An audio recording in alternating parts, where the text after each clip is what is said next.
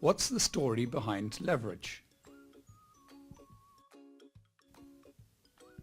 This is the group of politicians who represent a group of countries called the G20. The politicians are concerned about the stability of the global financial system. The crisis of 2008 and 2009 should never happen again.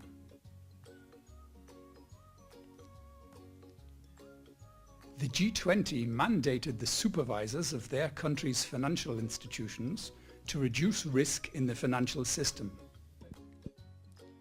The supervisors agree that it is important to watch what the asset managers do carefully. The FSB proposed to have a closer look at the so-called leverage. But what is leverage?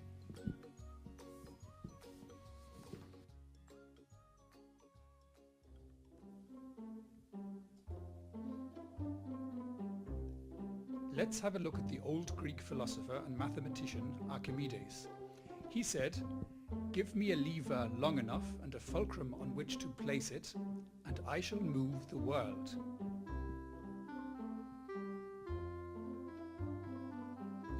That's easy to understand. The longer the lever, the more powerful you are. But what does this have to do with the leverage in the financial world and asset management?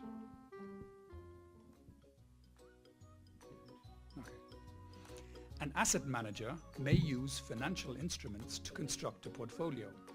There are various assets in the portfolio. Some of them work with leverage and others work without leverage. Usually only derivative instruments such as options and futures have a leverage effect.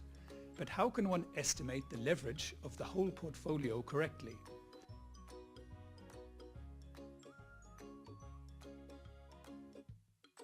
Experts have developed several ideas over the last years.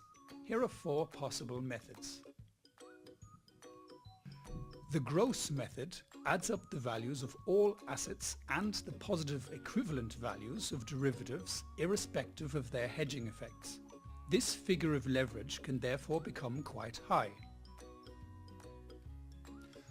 For basic investment strategies, UCITS funds should use the commitment approach, under which derivatives exposures are converted into their equivalent positions, including negative hedging positions.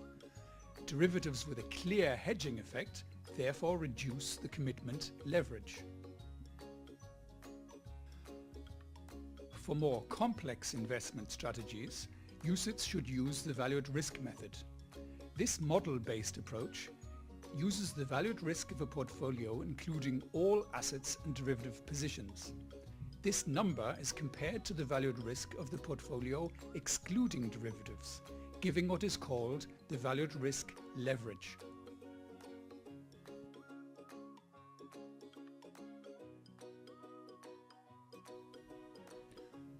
Another common method uses the well-known stress testing technique and calculates sensitivities. For example, you simulate a stress test scenario in which the relevant market loses 10% in value. If the portfolio falls by 20% in value in this same scenario, then the leverage of the portfolio is 2. That's easy.